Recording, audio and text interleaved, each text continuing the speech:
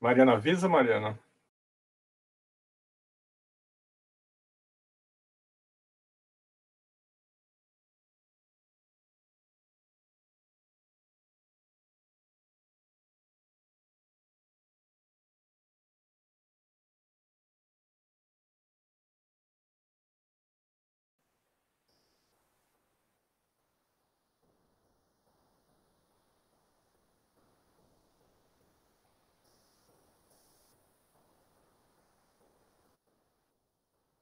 Olá, boa tarde a todos e a todas que estão assistindo essa última sessão do seminário 100 anos de Luiz Aguiar da Costa Pinto e Florestan Fernandes, promovido pela Biblioteca Virtual do Pensamento Social e pelo Núcleo de Pensamento Social e Estudo Comparados, NEPs, da UFRJ.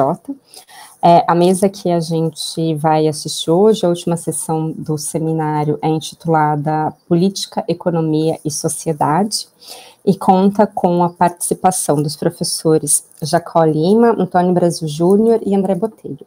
Infelizmente, o professor Brasílio Salum Júnior da USP, inicialmente previsto para constar nessa programação, não pôde participar. A gente pede desculpas pelo ajuste na programação de última hora, mas, enfim, eu passo para a apresentação dos nossos debatedores e comentadores dessa última sessão do seminário, que também conta com o apoio do Programa de Pós-Graduação em Sociologia e Antropologia da UFRJ, da Sociedade Brasileira de Sociologia e da FAPERJ.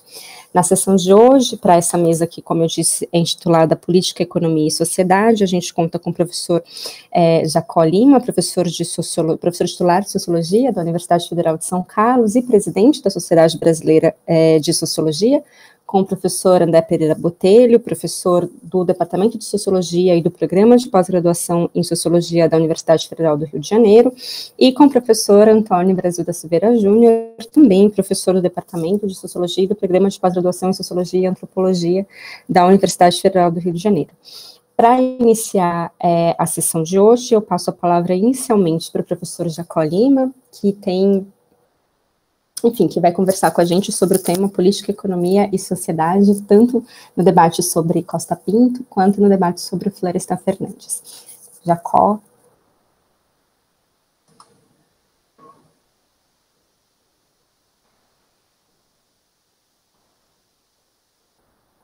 Boa tarde a todos. Eu gostaria de começar agradecendo profundamente o convite que foi feito pela Biblioteca Virtual do Pensamento Social e o Programa de Pós-Graduação de Sociologia e Antropologia da UFRJ para participar dessa mesa. É um prazer muito grande estar aqui, os colegas Antônio Brasil, André Botelho e a Mariana Chaguri, para discutirmos sobre o pensamento desses autores. Eu escrevi um pequeno texto que eu vou ler aqui para vocês, vou falar para vocês, vou ler até para uma forma de tentar me controlar, para não falar demais, tá? Jacó, peço só licença um minutinho, a sua câmera está fechada, você pode abrir para a gente, por favor? Gente, desculpa. Ela fechou sozinha. Recomeço? Não, perfeito, pode seguir. Desculpa. Não, eu que peço desculpas, tá? Então, para mim é um prazer muito grande estar retomando um pouco o que eu estava falando, e eu escrevi um pequeno texto que eu chamei de Sociologia, Trabalho e Desenvolvimento, redescobrindo Costa Pinto. Aí, quando eu recebi o convite do Antônio Brasil para escrever sobre o livro Recôncavo, Laboratório de uma Experiência Humana, do Costa Pinto, e participar desse seminário em comemoração aos 100 anos do nascimento, juntamente com o de Florestan Fernandes, me senti ao mesmo tempo honrado, preocupado e desafiado. Honrado por participar dessa celebração de um autor basilar na construção da sociologia no Brasil, uma sociologia crítica que, sem renunciar aos clássicos da disciplina, enfatizou o conhecimento social voltado a questões de uma sociedade com dinâmica própria, uma estrutura social específica, construída em sua inserção periférica aos fluxos do capitalismo contemporâneo.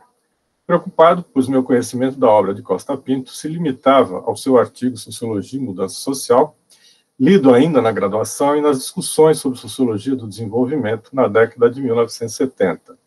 Por fim, desafiado, uma vez que a minha trajetória de pesquisa na sociologia do trabalho sempre conversou com a sociologia do desenvolvimento, que, aliás, pode ser dito que a primeira se constitui entre nós na segunda, tá? Uma vez que os estudos sobre trabalho até a década de 1970 referiam-se aos binômios industrialização, urbanização, modernização, mudança social, trabalho, classes sociais. Minha tese de doutorado foi construída nessa perspectiva. Mesmo assim, não conhecia Recôncavo de Costa Pinto. É possível afirmar que as disciplinas da sociologia se construíram a partir da constituição do campo específico ou digamos assim, da multiplicação ou dos desdobramento do campo da sociologia, no sentido bourdieusiano, no qual forma-se uma comunidade de pesquisadores que estabelece fronteiras disciplinares e subdisciplinares, seus critérios de entrada e permanência, havendo sempre um grau de arbitrariedade nesse processo. Isso aconteceu entre nós na década de 1970, com a constituição do sistema de universidades federais, de implementação da pós-graduação e do fortalecimento de entidades de fomento à pesquisa, como a CAPES e o CNPq. Se fôssemos marcar uma data para esse surgimento, ou seja, para esse desdobramento das várias temáticas e das subdisciplinas específicas da sociologia, nós poderíamos recuperar o primeiro encontro nacional da Unpox, de 1977, no Rio de Janeiro, com seus grupos de pesquisas que passaram a aglutinar pesquisadores por temáticas, desenvolvendo, ou pelo menos consolidando a partir daí, as diversas subdisciplinas que constituem a sociologia. Uma década após, já no processo de redemocratização, tivemos a retomada dos congressos da Sociedade Brasileira de Sociologia em Brasília, além de outros encontros regionais e nacionais. Os grupos sobre estudos, voltados aos estudos sobre trabalho, se organizaram nesse momento com forte predomínio da sociologia e com ligeiras modificações de títulos, permanecem até hoje numa regularidade que destaca como um campo consolidado. Em busca do tempo perdido, tá, voltando à leitura do Recôncavo, fui atrás de conseguir o livro em plena pandemia.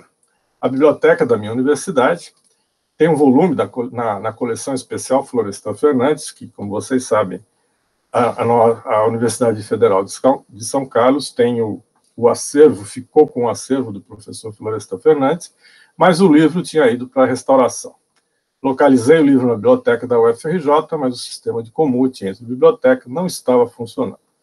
Foi-me enviado um PDF, então, do extrato do livro, pelo professor Antônio Brasil, com o capítulo O Drama, publicado na Antologia do Pensamento Crítico Brasileiro Contemporâneo, e em seguida comprei num sebo, a preço de livro importado e de capa dura, a coletânea organizada por Maria Azevedo Brandão, a Recôncavo, da Bahia, Sociedade e Economia em Transição, que reproduziu a obra quase completa, com algumas mudanças autorizadas pelo autor, e com exceção apenas do epílogo, além de outros textos do autor e dos seus intérpretes, que fui atrás e utilizei para me familiarizar mais com seu pensamento. Para mim, portanto, foi uma grande descoberta. Tá? O texto Recôncavo, ele destaca a esfera do trabalho como fundamental para a compreensão das relações sociais. O referencial marxista é complementado com autores contemporâneos na análise da exploração do trabalho e das mudanças na composição das classes sociais no espaço regional. Enfatiza as diferenças entre modernização e desenvolvimento, esse último sempre provocado e que tem no Estado o elemento propulsor. Mas ainda, ressalta que modernização é sempre superficial, pois não afeta necessariamente as estruturas. O desenvolvimento, ao contrário, poderia fazer isso, mas não necessariamente, fazendo que arcaísmo e modernidade convivam e se retroalimentem. Se contrapõe ao dualismo tradicional, o dualismo entre tradicional e moderno, ressaltando o caráter desigual e combinado do capitalismo. Ao mesmo tempo que temos uma crise do arcaico, o moderno também está em crise, e essa dialética implica em rupturas, mas mantém resíduos que moldam a mudança social e seu alcance. Essa situação é definida como marginalidade estrutural, na qual a modernidade não se generaliza, coexistindo e recompondo o tradicional, dando o caráter contingente e aberto da mudança social. No texto que Costa Pinto divide entre o anfiteatro, o Recôncavo como uma síntese regional, descreve a região que circunda a Baía de Todos os Santos, berço da nossa colonização e que hoje integra em grande parte a região metropolitana de Salvador. Apresenta o espaço geográfico como espaço social construído pelas relações sociais, advinda das atividades econômicas, ora em transição, contextualizando o período da pesquisa de campo entre 1950 e 1953. Começa descrevendo a orla, o mar e as ilhas, junto com seus personagens: o pescador, o marinheiro, o artífice, o oleiro, o trabalhador da caeira, o cortador de lenha e piaçava, o carregador, o comércio e o transporte de mercadorias e pessoas, os mercados e as feiras, e as relações sociais que envolvem. O trabalho assalariado e a remuneração por tarefa na pesca, a pesca como bico, o trabalho autônomo em barco próprio ou alugado, recebendo em dinheiro ou em espécie com uma pluralidade de patrões. O moderno, representado pela pesca em alto mar para as empresas, as novas tecnologias, representada pelo gelo, e o intermediário como um novo personagem que se miscui entre o produto do trabalho e sua venda. Além do gelo, as inovações estão também na mudança dos transportes, o declínio da cabotagem marítima na Baía de Todos os Santos, a ferrovia e principalmente a rodovia com os caminhões.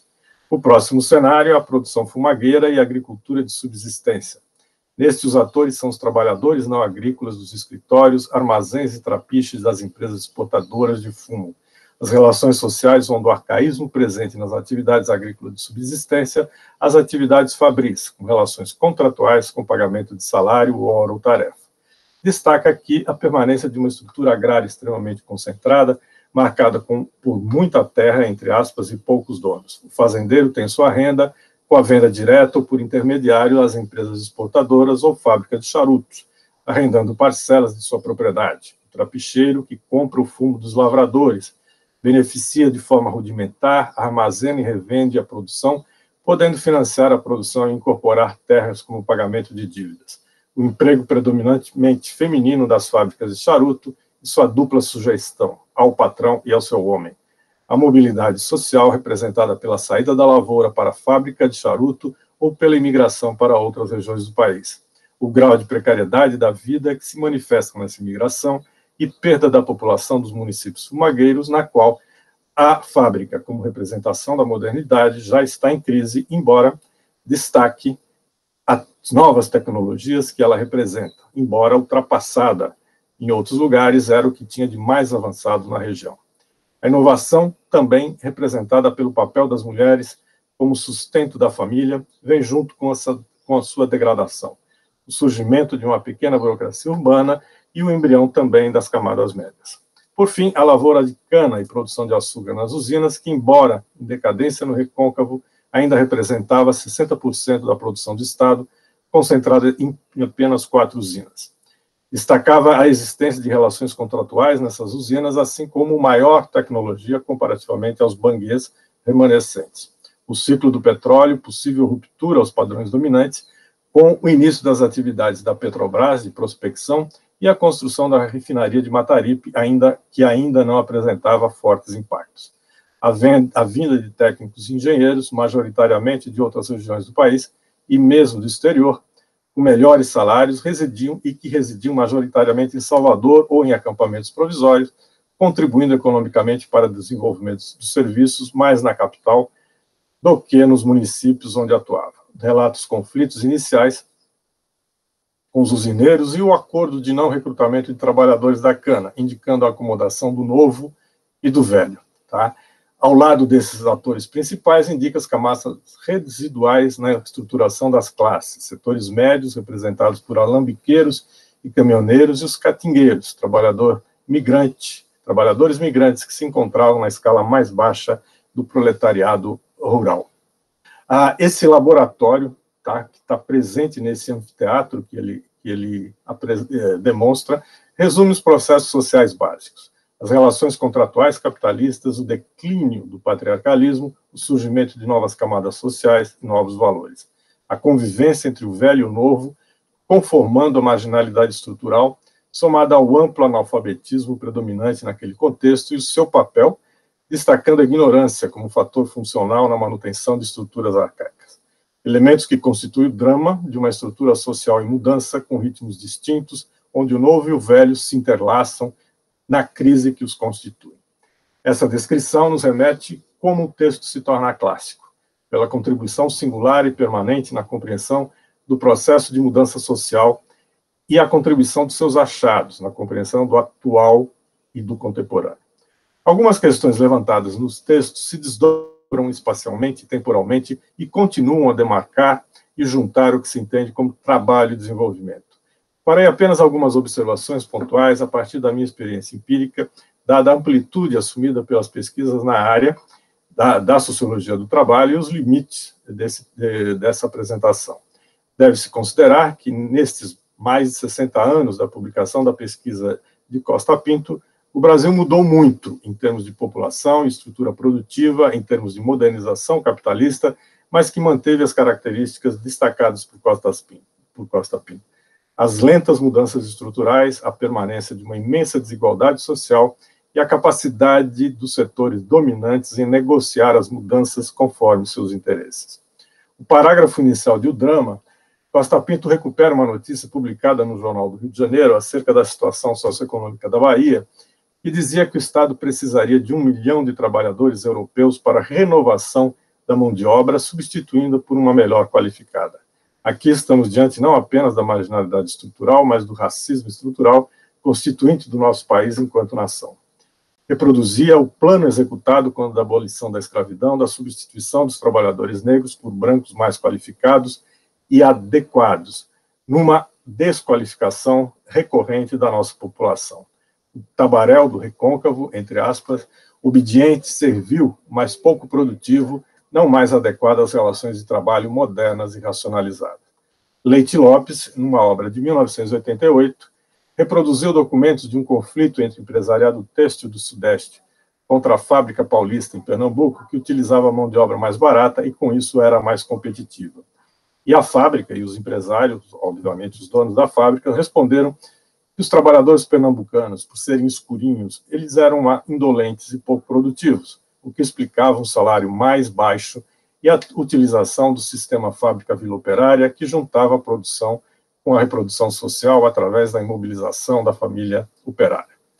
Dados publicados pelo IBGE em 2019 demonstraram que pretos e pardos são maioria entre trabalhadores desocupados, 64,2%, ou subutilizados, 66,1% no país, e se encontram entre os mais precarizados. Reafirma-se continuamente a suposta inferioridade racial da população negra, seja pela forma precária como se insere no mercado de trabalho, seja nos estereótipos reforçados por falas racistas, inclusive do governo eleito em 2018. A mudança provocada. O processo de modernização implementado pelo regime militar mudou a estrutura produtiva da região, com a implantação do polo petroquímico de Camaçari. Salvador, que possuía menos de 500 mil habitantes na década de 1950, passou para quase 3 milhões, ou 4 milhões, se considerarmos a região metropolitana. Isso, contudo, não alterou muito a estrutura social, com alta concentração de renda. Em 2018, 6 em cada 10 trabalhadores baianos eram informais, 57% e 41% de Salvador. Esses dados apontam que as relações sociais contratuais características do capitalismo moderno não resultaram numa melhoria das condições de vida e trabalho. A informalidade, que Costa Pinto apontou no recôncavo, embora sem utilizar o conceito, sempre marcou as relações sociais na região, com poucos trabalhadores com contratos regulares. Se considerarmos que a fiscalização do trabalho era extremamente limitada no início dos anos 50, com exceção das grandes empresas estatais ou privadas, as demais atuavam com contratos regulares. Outra situação apontada, também por Costa Pinto, encontra-se na viração, termo não utilizado, então, muito presente na pesca, na venda do pescado e nos biscates que a maioria da população vivia. A Petrobras foi efetivamente o divisor de água com os investimentos infraestruturais, com o polo petroquímico e o surgimento de um operariado industrial da região, a expansão dos serviços com toda a gama de trabalhadores envolvidos. A precariedade, entanto, se reafirma. Mudanças recentes na legislação do trabalho a reatualizou mais uma vez em nome, novamente, da modernidade. O Ministério do Trabalho foi extinto e a fiscalização do trabalho reduzida ao mínimo em nome do enxugamento de custos e dos limites fiscais do Estado brasileiro. As mulheres na indústria fumagueira foi apontada como elemento de mudança por Costa Pinto, com resultados na desagregação familiar a partir da sua ocupação nas fábricas de charuto e no artesanato. Destacava que a mulher tende a sustentar o companheiro, que passa o dia nos bares e bilhares, pegando um ou outro biscate. Submissão, conformismo, disponibilidade sexual e miséria física que evidenciavam a subalternidade da mulher, a subalternidade enquanto mulher e como operária. Grandes conquistas foram obtidas desde então com a entrada massiva da mulher na força de trabalho, embora permaneçam os estereótipos acerca da sua presença na esfera pública, estereótipos esses voltados à sua disponibilidade sexual. São numerosos os achados de pesquisa na qual a desqualificação da mulher no mercado de trabalho é evidenciada, isso sem considerar as diferenças salariais, a qualidade dos empregos da ocupação. Citarei apenas um exemplo para ilustrar uma pesquisa com mulheres trabalhadoras fabris, realizadas por mim e duas colegas na cidade do Crato, no Ceará. Só um pequeno parênteses, grande parte das minhas pesquisas empíricas foram feitas e continuam sendo feitas na região Nordeste, na qual essa questão do desenvolvimento e a permanente atração, a busca de atração de investimentos é uma preocupação básica local, no sentido de levar desenvolvimento, ou seja, a questão do desenvolvimento, de certa forma, no Nordeste, ela nunca desapareceu. A fábrica foi instalada na região do Crato, a partir de políticas do governo do Estado de atração de investimentos industriais, nos anos 1990, com a abertura do mercado brasileiro, as importações e a eliminação do projeto de planificação anterior durante o regime militar e o fim do que se chamava políticas desenvolvimentistas centralizadas. Foi o período da chamada guerra fiscal entre estados na busca por investimentos. Sem industrialização significativa, na região do Cariri cearense, a fábrica empregava mais de 2.000 trabalhadores, a maioria mulheres, em 3 turnos diários, um deles à noite. Era uma empresa do setor de calçados para exportação, aproveitando os menores custos e os incentivos fiscais do Estado. A descrição obtida junto com trabalhadores e junto a dirigentes da fábrica é similar à apontada por Costa Pinto com relação às operárias fumageiras. Na falta de empregos regulares para os homens, elas se constituíam na sustentação do grupo familiar. Os homens viviam de bico, passando os dias nos bares, e a nova variável constatada foi a violência doméstica. Não que não houvesse antes, mas agora visibilizada. As mulheres, segundo um gerente, iam trabalhar à noite, todas arrumadas e pintadas, o que era uma provocação aos homens e aos maridos que se sentiam inseguros. Ao retornarem à casa, apanhavam, pois eram consideradas vagabundas pelos maridos e pelos colegas de trabalho. O novo vem do que seria a mudança provocada, políticas sociais de defesa da mulher. A delegacia da mulher na cidade fez com que várias operárias a utilizassem e se empoderassem, denunciando seus maridos violentos e mesmo os deixando. Temos a modernização, agora globalizada, incorporando novos territórios ao fluxo da economia, relações de trabalho estão racionalizadas e no quadro regional, o emprego regular se diferencia do entorno historicamente precário. O grosso da mão de obra local permanece na informalidade, agora conceitualizada, o que não acontecia em 1958. Em outros termos, a mudança está no reconhecimento da exploração diferenciada entre trabalhadores e trabalhadoras, reconfigurando a precariedade constituinte da relação capital e trabalho, e não a sua superação. Parte dos estereótipos acerca das mulheres na fábrica permanece. Sobre o paternalismo presente nas relações de trabalho no meio rural, pesquisas também recentes junto a trabalhadores de usinas de açúcar no Nordeste recuperam as relações desses usineiros com trabalhadores e com grandes projetos desenvolvimentistas que retornaram no período dos chamados governos populares do PT. É o caso do Porto Suape, em Pernambuco, locus da realização de pesquisa na qual os usineiros negociaram vender suas terras a preços bem altos, considerando uma produção pouco competitiva em relação a outras regiões do país, e manter seus trabalhadores em relações de trabalho que poderiam ser consideradas tradicionais, embora com contratos remunerados. E agora sem a preocupação com a perda de trabalhadores. Isto porque o Porto não iria incorporar todos, o que terminou acontecendo, a partir do aborto dos investimentos com o golpe parlamentar. Mas revela que Costa Pinto se referia com os acordos dos usineiros com a representação do moderno. No caso, o Estado, na negociação, para que as coisas mudem, para que permaneçam as mesmas. Se antes negociaram no Recôncavo com a Petrobras para, digamos, atenuar os impactos sobre a mão de obra local, o mesmo ocorre com os grandes projetos já no ano 2000, na segunda década do ano 2000, para também se sair muito bem na venda das suas terras e no uso. Uma outra questão que me chamou a atenção, como para entender o porquê do meu desconhecimento do autor, que teve grande visibilidade na sociologia brasileira do final dos anos 40 até os anos 70, foi seu relativo esquecimento, acompanhando a secundarização dos estudos sobre desenvolvimento, resultante da rapidez das transformações políticas e econômicas num quadro de reestruturação capitalista. Isso me levou a buscar as referências da Costa Pinto em pesquisas sobre a questão trabalho, desenvolvimento, classes sociais. Inicialmente, em pesquisa desenvolvida na Bahia por sociólogos sobre a formação do operariado industrial, o papel da Petrobras e a criação do polo petroquímico. O primeiro deles, Operário e Sociedade Industrial da Bahia, de Carvalho, e o segundo, uma coletânea editada pelo SEBRAP, referente a uma pesquisa também no ano de 1971, juntamente com docentes pesquisadores do então Centro de Recursos Humanos da Universidade Federal da Bahia. O nome do livro, Bahia de Todos os Pobres, analisava a pobreza urbana, trabalhadores por conta própria, operários, sua brisa, estratégia de sobrevivência e marginalidade social.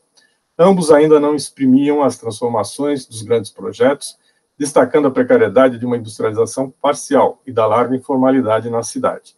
Em nenhum deles Costa Pinto é citado. E o mesmo ocorria com uma série de pesquisas que marcavam o debate sobre marginalidade no Brasil, também dos anos 70, na qual se discutia exatamente em grande parte dessa população fora do mercado de trabalho regular. A partir dos anos 1980, com as pesquisas também do CRH na Federal da Bahia, se tornou uma referência na sociologia do trabalho brasileira, nas quais Guimarães e Castro são autores destacados, entre outros. A situação permanece, embora a preocupação agora estivesse mais na formação de novos grupos operários decorrente dos grandes projetos, o que regionalmente refletia o debate sobre desenvolvimento, mas dentro de uma nova fase interpretativa, num contexto de desenvolvimento excludente patrocinado pelo regime militar. Uma explicação plausível é dada pela hipótese de Leite Lopes, Peçanha e Ramalho, ao se referirem às primeiras gerações de sociólogos do trabalho, de uma hegemonia da chamada Escola Paulista de Sociologia, onde um grupo reduzido de autores e suas relações com editoras tornaram mais visíveis suas produções em detrimento, no caso dos sociólogos do Rio de Janeiro. Essa hipótese pode ser ampliada, destacando o campo restrito das pesquisas sociológicas no país até a década de 70 e sua baixa circulação e difusão. Essa situação muda a partir do final dos anos 1990, num quadro de maior circulação de informações do advento da internet e da homenagem feita a Costa Pinto no 14º Congresso Mundial de Sociologia, em 1990.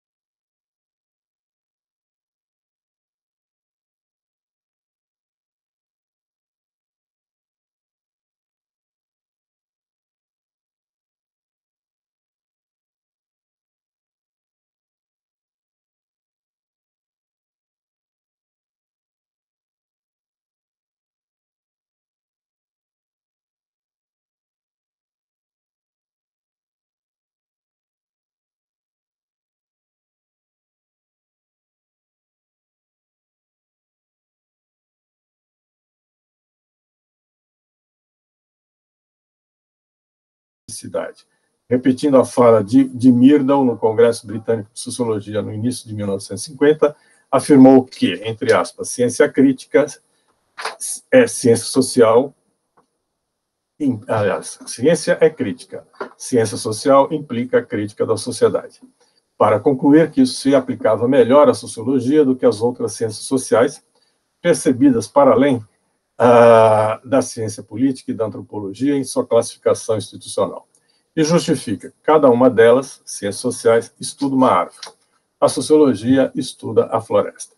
Num contexto em que o termo interdisciplinaridade se tornou panaceia para questionar o conhecimento disciplinar, como se alguma ciência não fosse interdisciplinar e não estivesse em constante mudança, incorporando o novo, e num quadro de ataque sistemático ao conhecimento científico e ao sociológico em particular, é estimulante reencontrar um paladino da sociologia. É isso que eu gostaria de apresentar para vocês. Muito obrigado. Obrigada, Jacó. Agradeço muito pela fala, pela super precisão do tempo. Até tem um crédito aqui, você pode gastar depois. Vou aproveitar. Então, a gente teve um pequeno probleminha na transmissão, mas foi muito breve. Se alguém na transmissão ficou com algum probleminha de compreensão da fala final do Jacó, a gente retoma no debate, mas foi realmente muito breve, enfim, qualquer coisa a gente pode retomar. Bom, passo a palavra agora para o professor André Botelho, que vai apresentar uma fala em parceria com o professor Antônio Brasil, mas é o professor André Botelho que vai conduzir a fala, certo? Então, André, pronto. Quando você quiser começar. Boa tarde a todos. É uma alegria, enfim, estar aqui nessa nova rodada do seminário, enfim, que essa rede mais ampla vem promovendo sobre o centenário de Florestan Fernandes. E aqui, enfim, como não poderia deixar de ser, já que Costa Pinto é professor emérito do nosso departamento de Sociologia, temos também, enfim, a honra e a alegria de discutir conjuntamente Florestan Fernandes e Costa Pinto. Para mim, enfim, e para o Antônio, que preparamos essa apresentação, é uma, enfim, alegria poder estar aqui com os professores Mariana Chaguri e Jacó Lima, lembrando, inclusive, que a nossa apresentação de hoje retoma aspectos e desenvolve, na verdade, um dos tópicos que nós tivemos a oportunidade de apresentar no episódio 11 da série SBS Convida, da Sociedade Brasileira de Sociologia, dedicada justamente a Florestan Fernandes e Luiz Aguiar da Costa Pinto, Raça, Mudança Social e Democracia. Nós agradecemos, enfim, novamente aos colegas e reafirmamos a nossa alegria por estarmos juntos novamente. As comemorações do duplo centenário de Florestan Fernandes e de Costa Pinto, de que temos nos ocupado nesse seminário, e na rede mais ampla que ele integra, tem muitos significados, naturalmente. Um deles, muito especial para nós, tem sido de perceber a força da sociologia como abordagem da política no momento de tantas agressões à democracia e à sociologia no Brasil. Na verdade, nós também estamos aproveitando essas comemorações para testar alguns instrumentos básicos da nossa área de pesquisa de pensamento social brasileiro e seus sentidos heurísticos para pensar, se não diretamente o presente, o processo de média e longa duração que nele se esconde. Assim, nós aqui do Núcleo de Estudos Comparados e Pensamento Social, o NEPS, da UFRJ, temos tomado interpretações clássicas do Brasil como um recurso para dimensionar a força do presente.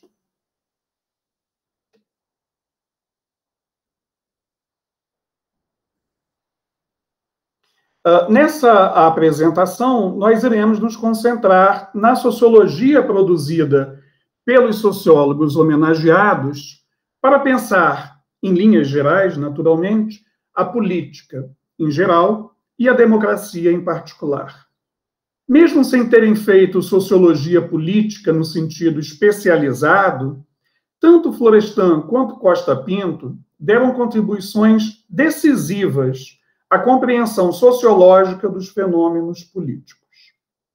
E há vários elementos, particularmente nos livros que comentaremos, Lutas de Famílias no Brasil, de Costa Pinto, e A Revolução Burguesa no Brasil, de Florestan, que, de fato, nos ajudam a pensar o presente.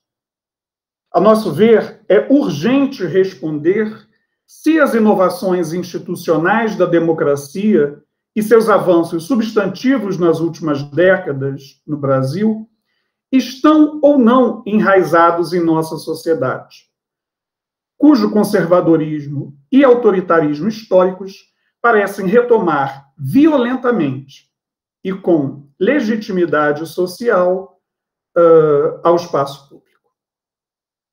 Então, o mergulho na tradição intelectual da sociologia política nos permite trazer à tona questões cruciais, também contemporâneas. Relações entre sociedade e Estado, baralhamento entre público e privado, cultura política personalista, limites da participação social e da ação coletiva, autocracia burguesa.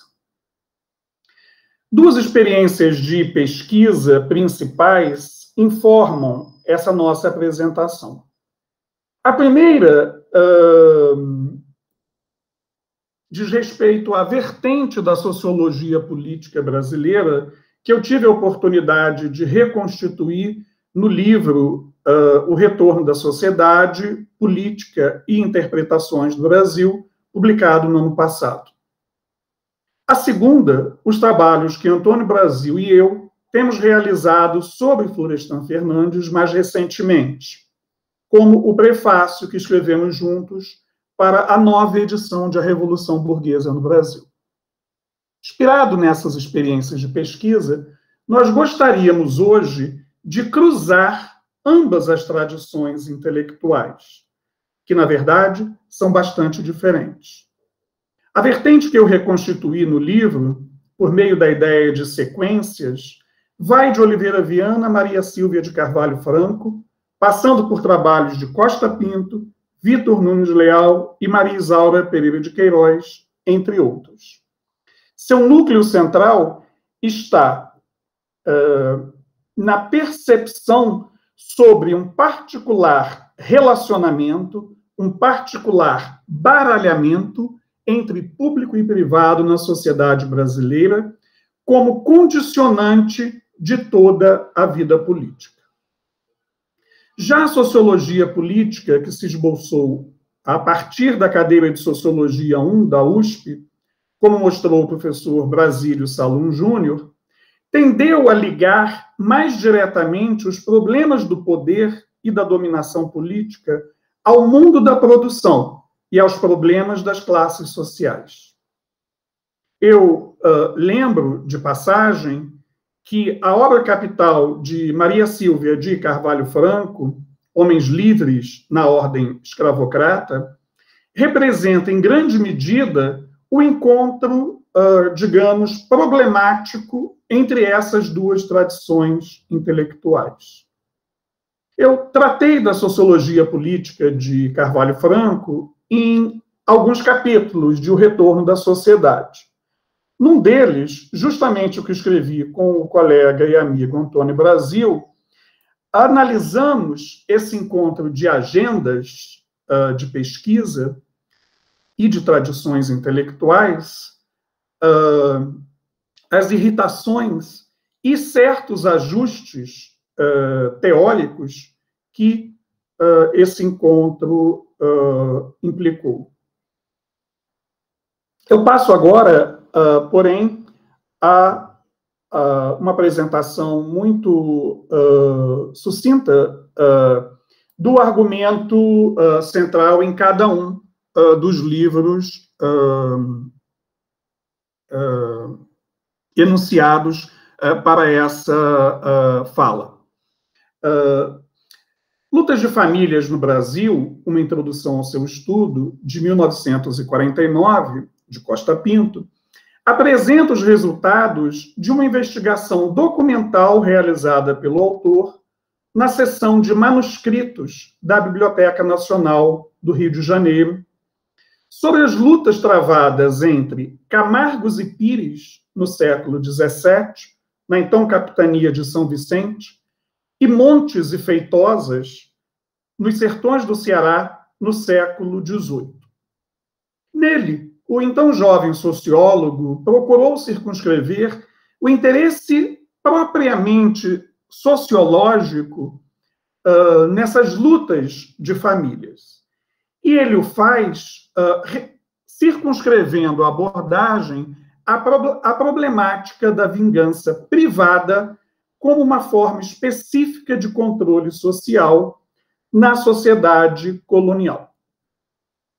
Ao destacar o tema da vingança privada como forma de controle social, Costa Pinto problematiza um aspecto específico, mas crucial, do processo de construção do Estado-nação, que é a dificuldade que o próprio Estado brasileiro apresentou, e talvez ainda hoje apresente, para pacificar internamente a sociedade, isto é, para conquistar o poder dos grupos privados e estender territorialmente a autoridade pública que representa, por meio da reivindicação bem-sucedida do monopólio do uso legítimo da violência, como uma construção normativa, racional, legal. Ao lado, por certo, de outras formas cruciais de coerção econômica, administrativa e simbólica, que também estão implicadas na nacionalização da autoridade pública ou da construção do Estado Nacional. É no modo como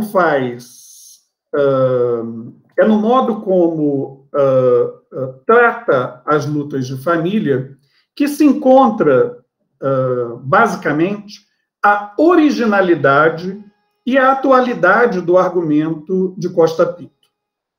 Embora se inscreva numa tradição sociológica mais ampla, ao tratar a vingança privada como expressão síntese da hipertrofia do poder privado e da atrofia do poder público na sociedade brasileira, Lutas de Famílias no Brasil acaba por contribuir para desestabilizar a própria oposição dualista com que a relação público e privado havia sido lançada e é, em grande medida, ainda hoje, trabalhada. Eu, enfim, retomo, nesse sentido, o argumento do professor Jacó Lima, sobre, que ele acaba de retomar, sobre o próprio conceito de marginalidade de Costa Pinto, estrutural de Costa Pinto. Quer dizer, uma sociologia que recusa a ideia de dualidade entre tradição e modernidade, enfim, como também nossa colega Gláucia Vilas Boas trabalhou exemplarmente sobre Costa Pinto. Costa Pinto, é importante enfatizar, não objetivava evidenciar impasses na construção do Estado no Brasil, ao menos de uma perspectiva normativa, como também foi tão comum em sua época. Ele privilegiou antes a questão das tensões imprimidas por esse processo histórico de construção do Estado, a dinâmica da vida social e ao contexto da ação coletiva no Brasil. Buscou, assim, explorar as consequências sociológicas do fato de que a própria implantação de uma autoridade pública moderna e sua forma de solidariedade social correspondente à nação, não ocorrem num vazio de relações sociais, mas antes, de modo tenso e potencialmente conflituoso, com outras formas mais antigas, persistentes, ou mesmo apenas mais verossímeis de controle social, do que aquelas pautadas por critérios abstratos e racionais que definem a noção de monopólio legítimo da violência como prerrogativa do moderno Estado-nação. Poucas vezes em nossa história moderna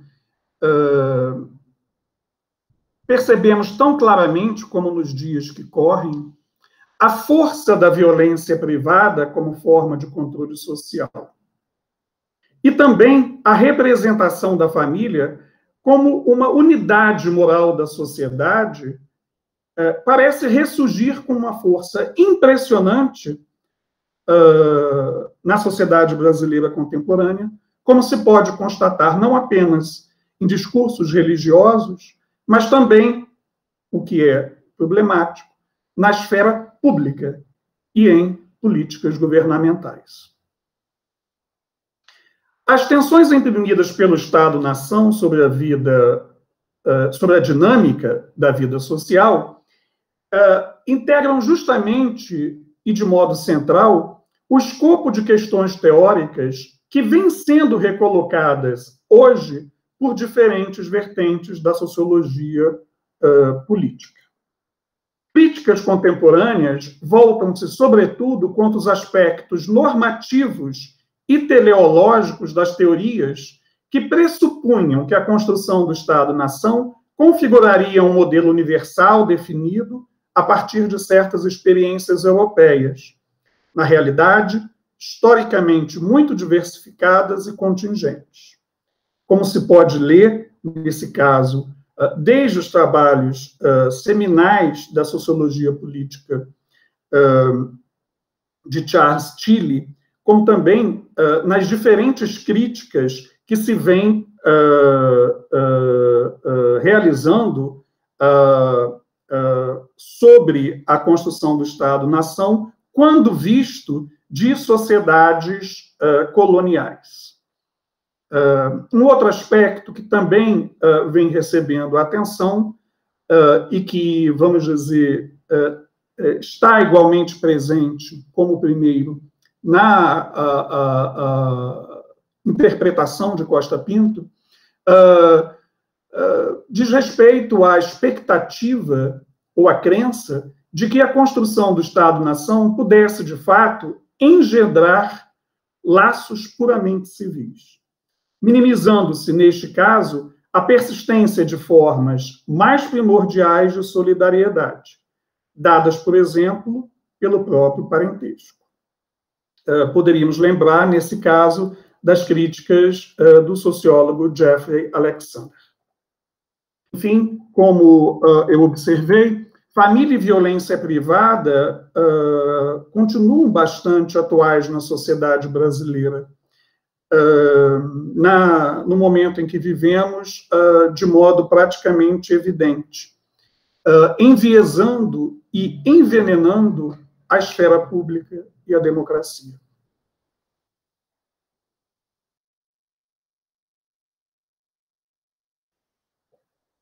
Passando à Revolução Burguesa no Brasil, de Florestan Fernandes, observo que esse livro, Testamento de Florestan, é fundamental para a compreensão da democracia no Brasil.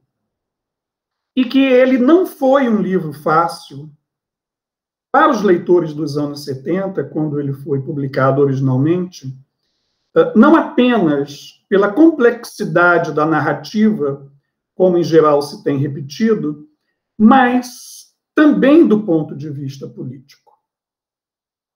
Também do ponto de vista político, a Revolução Burguesa não foi um livro fácil para os contemporâneos. Afinal, um de seus conceitos centrais, o de autocracia burguesa, não deixava de ser algo desolador para aqueles seus contemporâneos que buscavam diretamente no livro um meio, digamos, operacional de combate à ditadura civil-militar.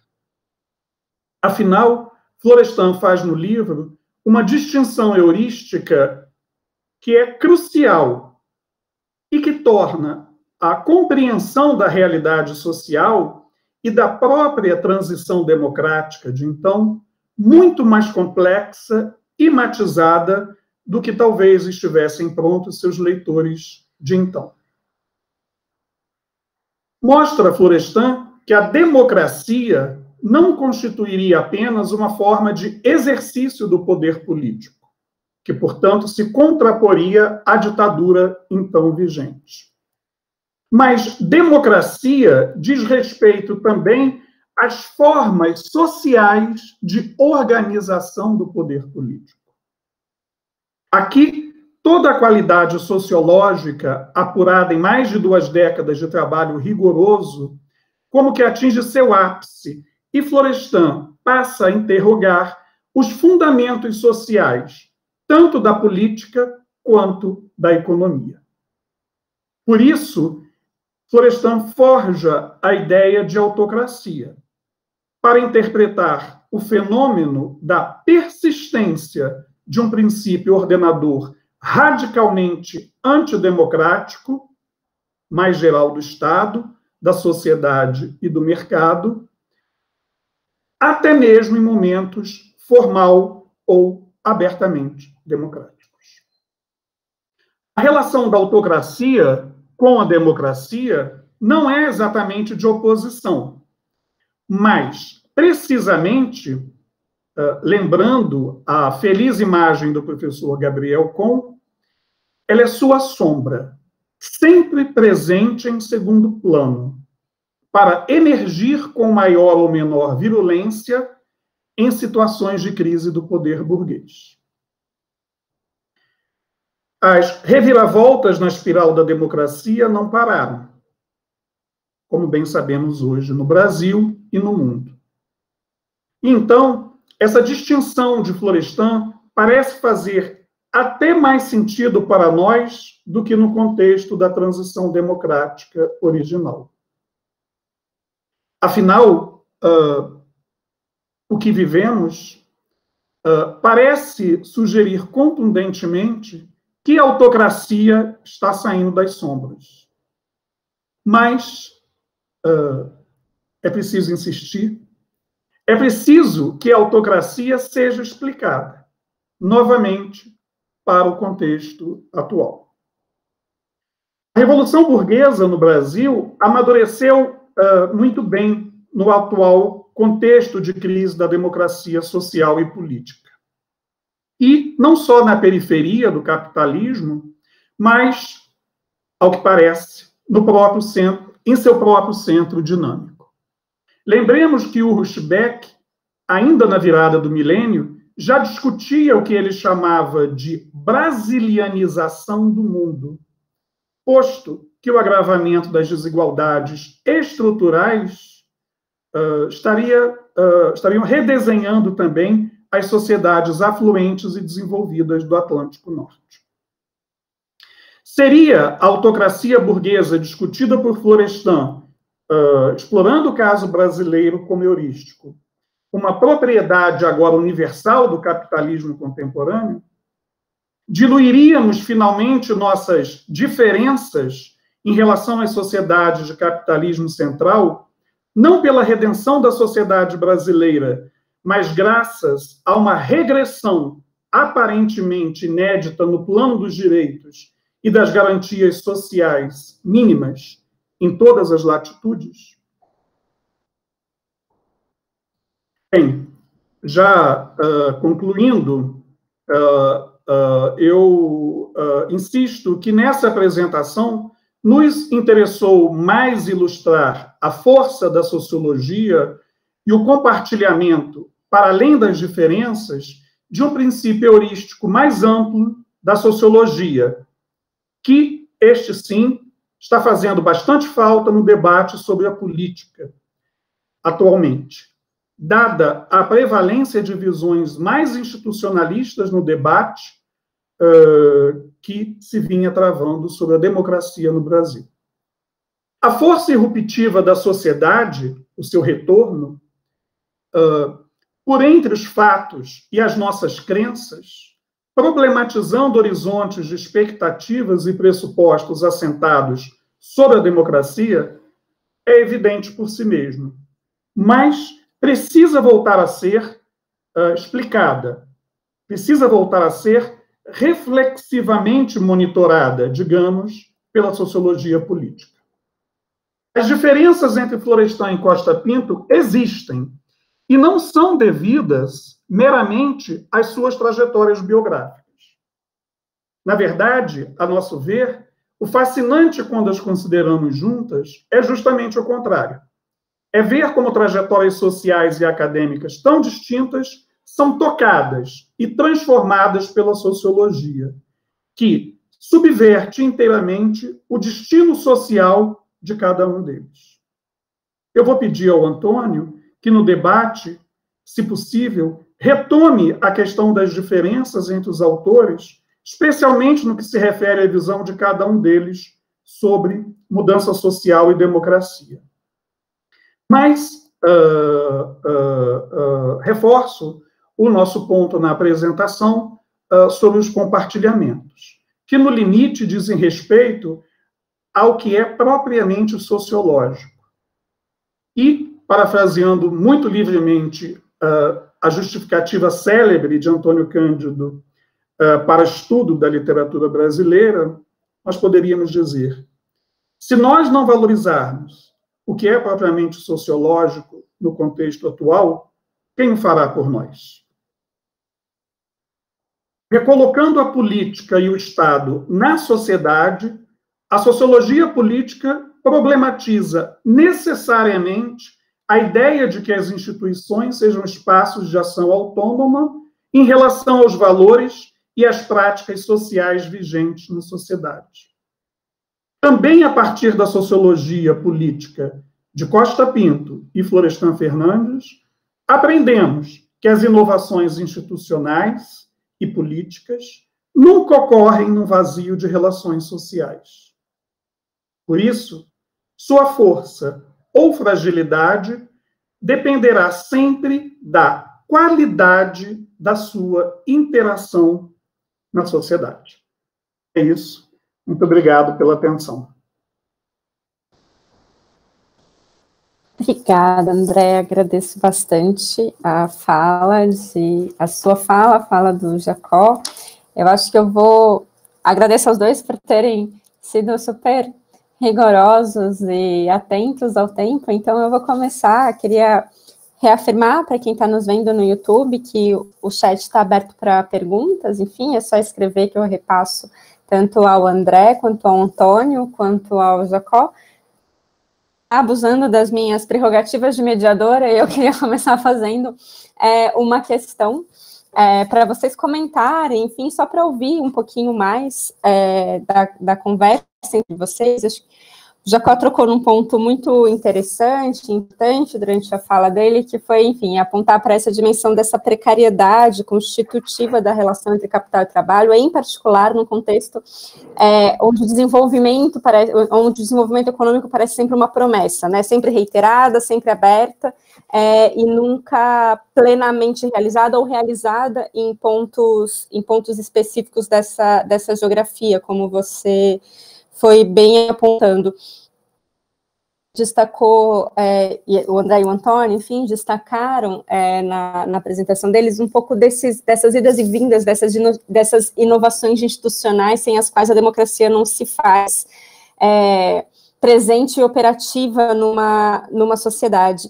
Eu fiquei pensando um pouco quanto, seja do ponto de vista da relação social entre capital e trabalho, seja do ponto de vista das relações sociais que constituem a democracia, como é que a gente consegue pensar um pouco dessas bases sociais do autoritarismo, que de um modo ou de outro, vocês dois se dirigiram a esse tema, seja via a entrada pelo debate do trabalho, seja a partir do debate sobre a sociologia política. entendi bem, é claro, e para conversar com vocês, eu acho que vocês dois apontaram um pouco que esse contexto mais amplo de relações sociais, ele se refere a uma dificuldade de integração da comunidade nacional num projeto de desenvolvimento econômico com bases mais ou menos democráticas ou mais ou menos coletivas. Os dois apontaram, por exemplo, para a mediação da família como uma mediação importante, seja do ponto de vista da restrição da participação das mulheres no mercado de trabalho, como o Jacó chamou a atenção, seja do ponto de vista da própria mediação entre a relação indivíduo e sociedade, e da relação entre o cidadão e a nação, como o André chamou a atenção.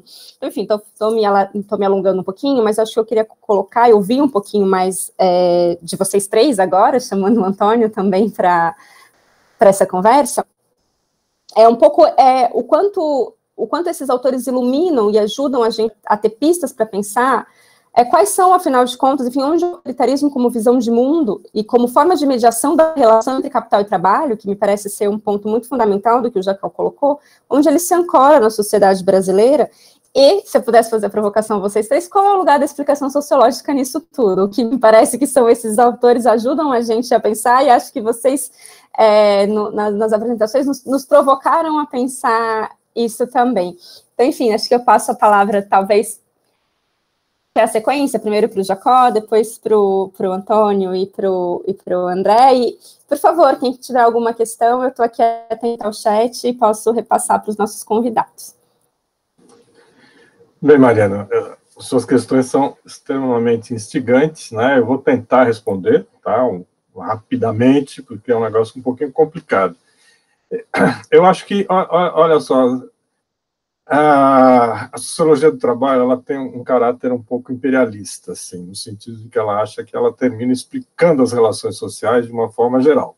Afinal de contas, você não consegue explicar as relações sociais se não tiver como os indivíduos se organizam para produzir, enfim, para sobreviver, ou seja, para comer concretamente, né? Então, eu acho que a sociologia já está aí desde o início, né? Porque, efetivamente, todos os autores clássicos da sociologia vão entrar na questão do trabalho, ora destacando a sua centralidade, sua maior ou menor centralidade, mas enfim, isso está sempre presente.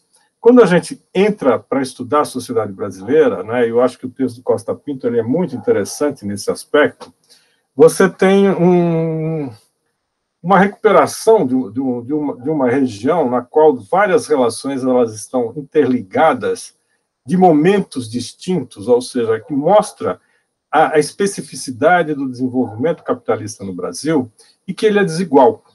E que ele é desigual, mas que ele não se reflete a fases específicas, ou seja, essas fases elas estão todas juntas e estão permanentemente em crise, tá?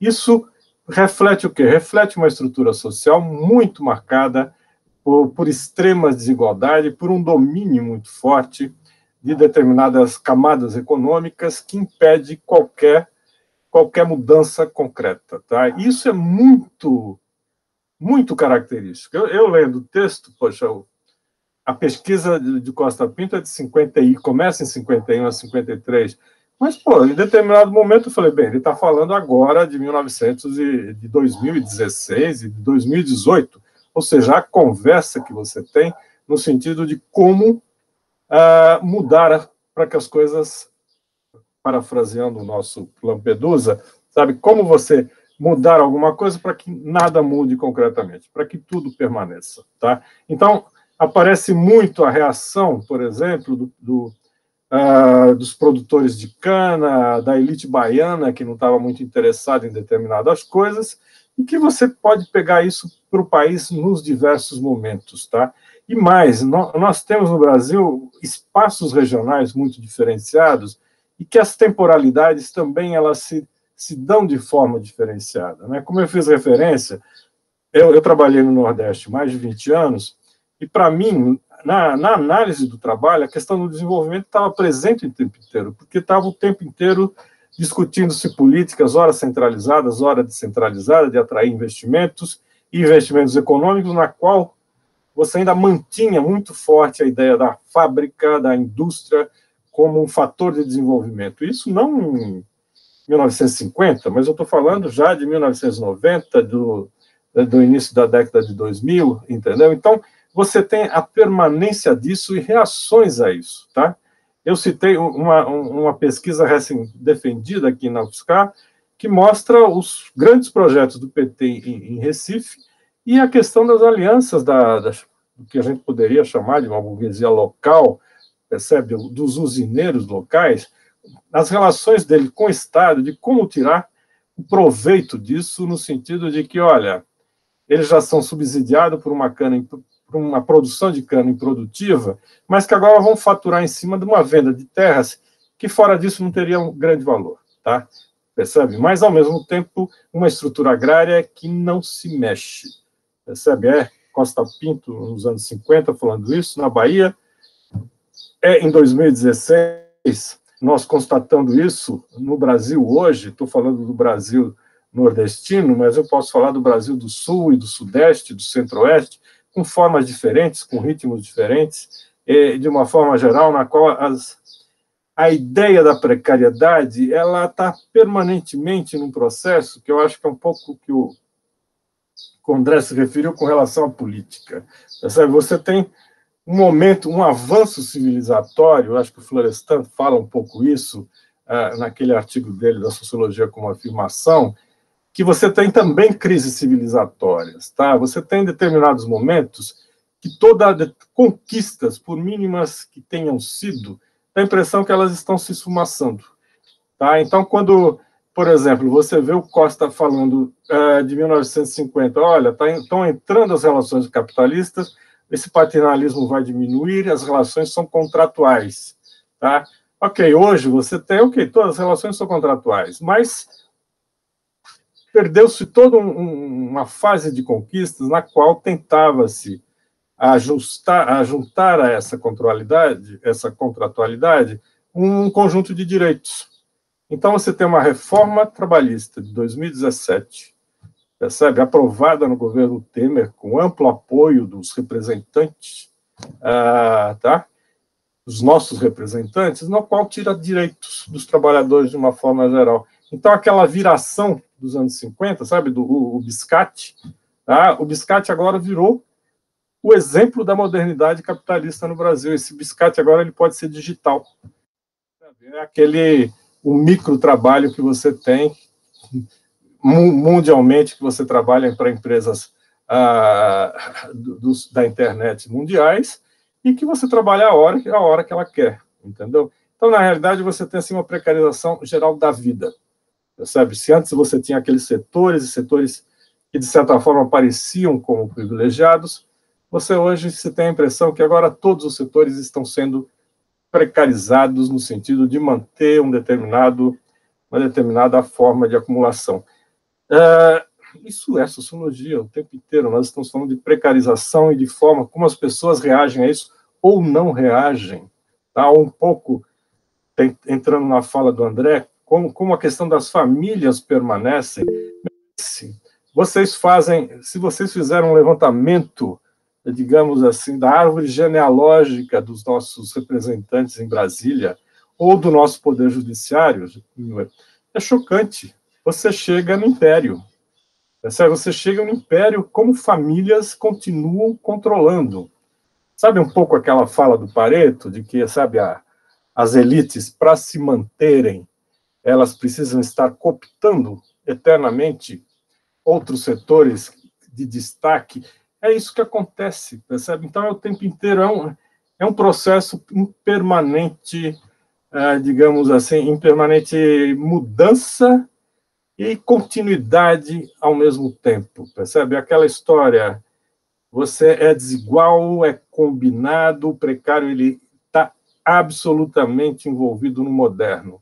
O que nós chamamos de globalização hoje absoluta vem junto com uma precariedade geral das relações sociais e que se manifestam politicamente no que nós estamos vendo a questão do poder e na qual a democracia, mais uma vez está ameaçada. É um pouco aquela fala do Elias estudando os alemães na Segunda Guerra Mundial, dos processos civilizatórios, em seguida processos descivilizatórios. Eu tenho uma impressão que nós estamos entrando nesse processo descivilizatório, onde os valores eles perdem eles perdem substância, eles perdem materialidade, tá? Ora, isso não significa que tenham conquistas, tem conquistas, tá? Então, Mariana, só na questão da mulher, por exemplo, você tem um avanço, sem dúvida, as mulheres hoje, elas apanham e vão na delegacia, a delegacia toma algumas atitudes, mas, ao mesmo tempo, você vê que essa conquista, ela não está garantida. Ela não está garantida, você tem um processo de um conservadorismo cultural, tá? Que retorna com tudo, ou que, na realidade, nunca saiu, certo? Mas que hoje ele tem uma dimensão na qual, nessa dimensão, você passa a ter uma valorização enorme da ignorância, tá certo? Então, a ciência é questionada, a racionalidade é questionada, e percebe, pô, o Florestan estava falando isso no SBS de 62. Falei, pô, gente, olha só, sabe, estamos de volta. Claro, não caiu mesmo, estamos em processo, mas é muito interessante isso, entendeu? É muito rico, como você vê, como a sociologia, ela tem uma capacidade não de prever nada, mas ela simplesmente estabelece algumas proposições na qual você vai confirmando, percebe? Você vai tendo isso o tempo inteiro, tá? Daí que a sociologia é uma ciência absolutamente dinâmica e entusiasmante para mim, que sou um apaixonado por ela. Acho que é isso, Mariana. Não sei se eu consegui responder. Perfeito, muito obrigada, Jacó. Acho que foi uma ótima reflexão, enfim, sobre, de fato, essas fases desiguais e combinadas do desenvolvimento ou não do capitalismo no Brasil e do modo como, de fato, os horizontes sociais e culturais do conservadorismo são muito persistentes e operativos da dinâmica da sociedade brasileira, como você foi apontando. Mas, bom, não vou fazer um comentário do comentário, eu agradeço muito. Passo para os nossos colegas Antônio e André também para comentarem, por favor.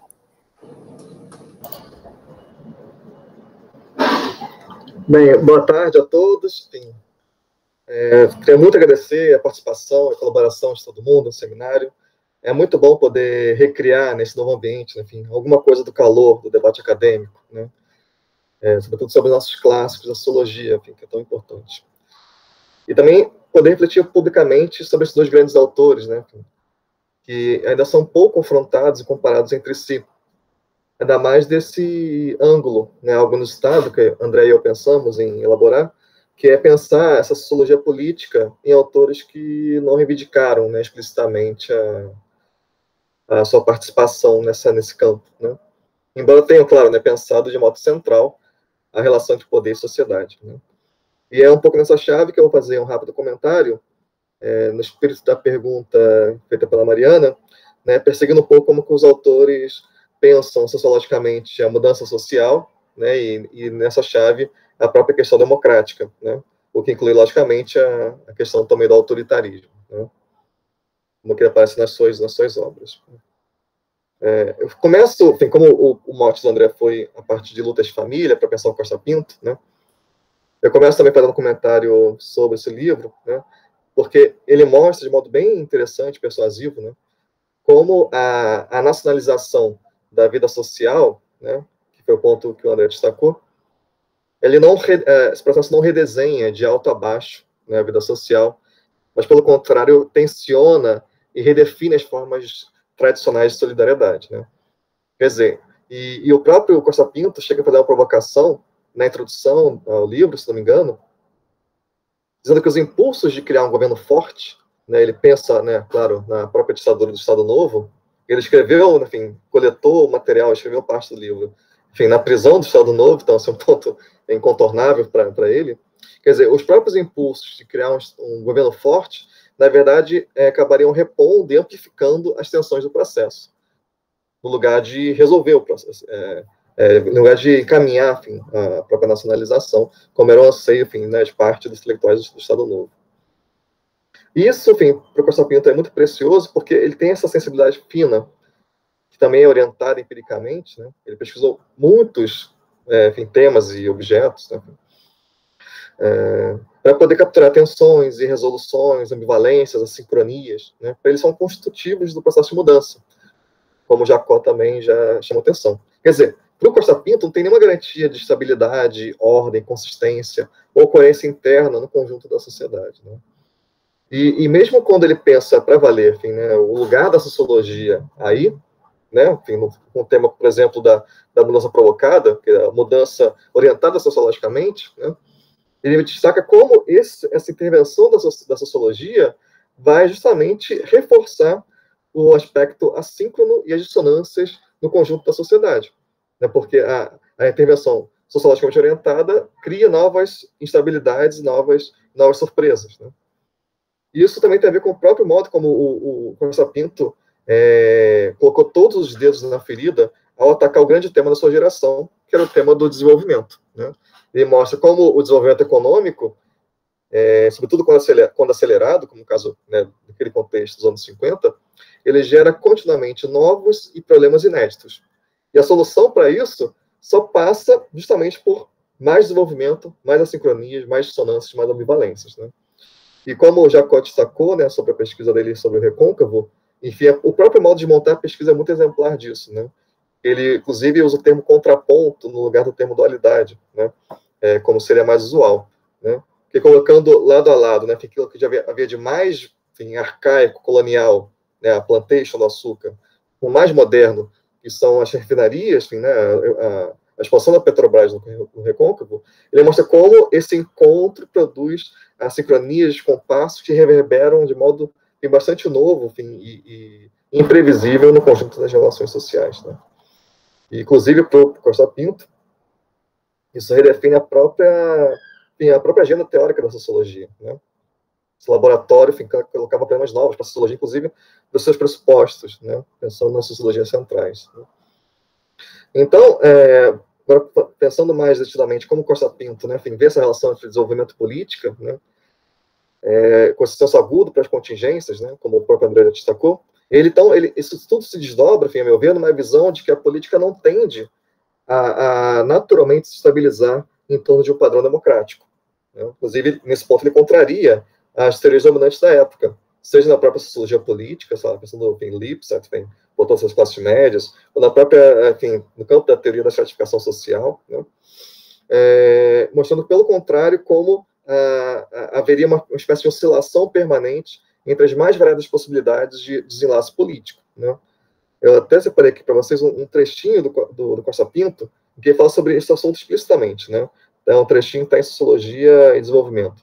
Ele diz: e nesse contexto, né, enfim, nessas sociedades nas quais se encontram e coexistem situações as mais distintas e contraditórias, a impressão que se tem é que, igualmente, as mais diversas soluções políticas têm probabilidades equivalentes de prevalecer, desde a supercentralização política, desejada pelo Partido da Ordem, até a democracia popular, preconizada pela extrema revolucionária. Fecha a citação.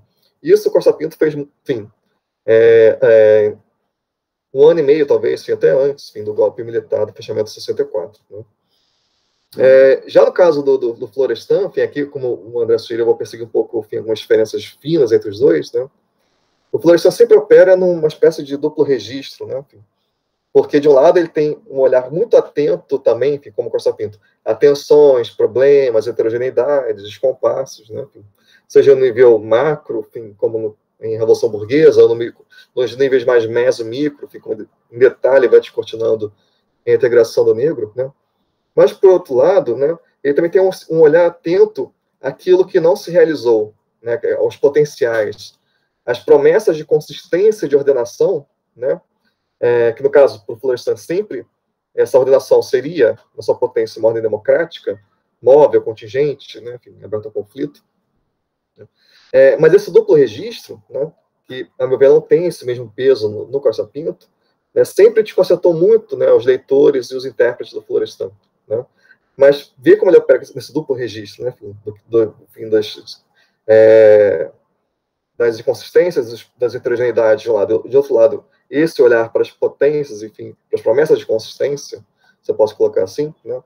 Esse duplo olhar é fundamental porque ele vai sempre perseguindo a partir de uma promessa de consciência democrática, para a qual tenderia potencialmente a sociedade de classes, né?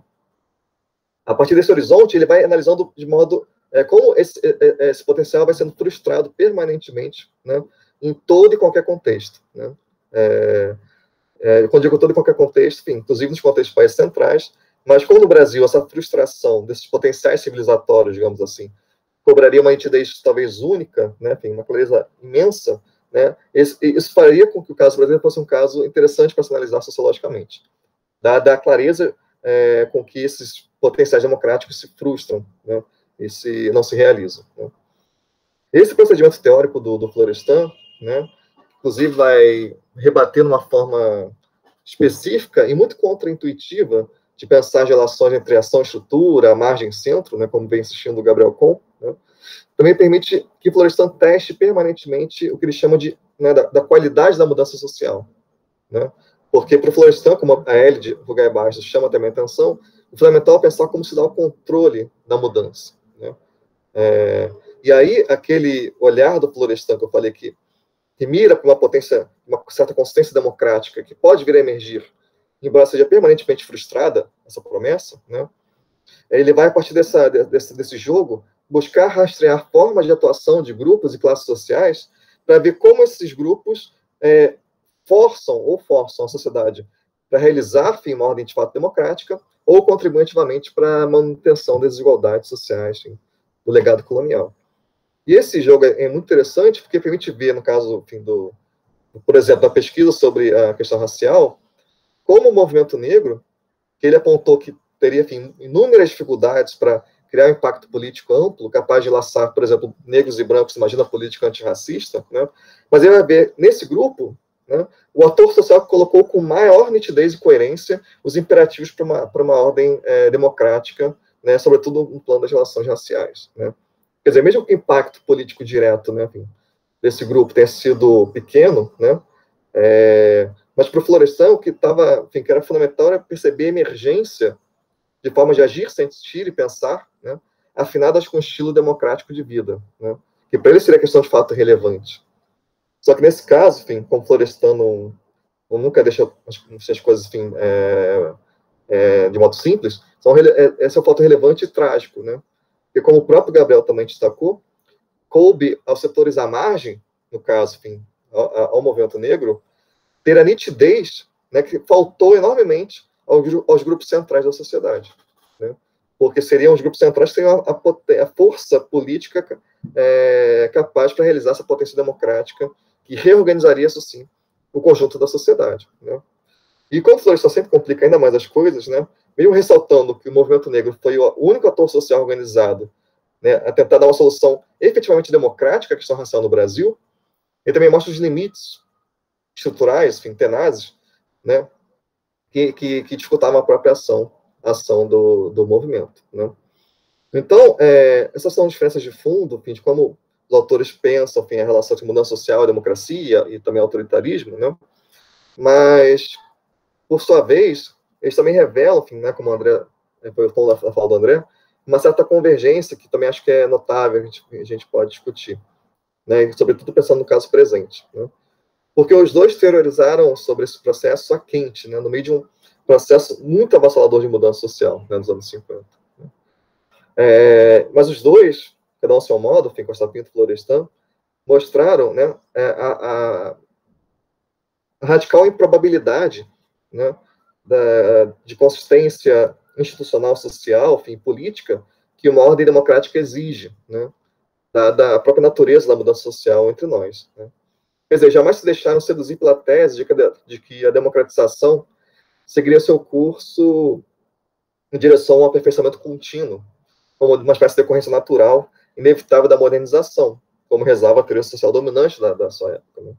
E fizeram isso porque souberam, de modo virtuoso, levar a sério um truísmo sociológico, mas que, inclusive, faz muita falta hoje em dia, né, que eles viam com clareza, né, e fico isso, enfim, eu fecho o comentário, Mariana, que a democracia, né, mais do que um simples, mero jogo institucional, ela só é efetiva se ela se inscreve, ou, enfim, ou deveria se inscrever, nos processos mais básicos que regem a vida social. Né. Então, quer dizer, esse é um truísmo, mas, enfim, esse é o coração mesmo da sociologia, e essa perspectiva faz muita falta nos dias que correm. Bom, agradeço muito a sua fala, Antônio, agradeço muito pela colocação em relação, inclusive, ao potencial e ao alcance explicativo da sociologia neste contexto em que vivemos, enfim, e sabendo que a gente tem muito a construir em termos de explicação para os desafios que a sociedade brasileira coloca à nossa frente neste momento.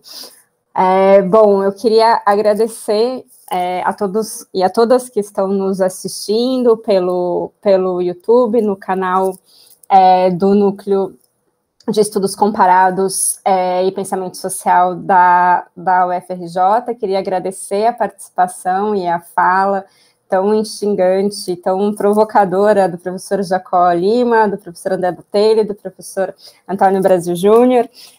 Enfim, dizer que todos os episódios desse ciclo do seminário 100 anos Luiz Aguiar da Costa Pinto e Floresta Fernandes ficam disponíveis aqui neste canal do YouTube para, enfim, ver, rever e para a gente continuar pensando sobre o alcance e o potencial explicativo desses dois sociólogos brasileiros de extrema importância para pensar não só a dinâmica própria do capitalismo brasileiro, mas, enfim, dinâmicas e contradições próprias também de dinâmicas mais globais que a gente tem assistido. E, enfim, encerro agradecendo mais uma vez pela atenção, pela paciência e pela possibilidade do diálogo com todos vocês. Então, muitíssimo obrigada.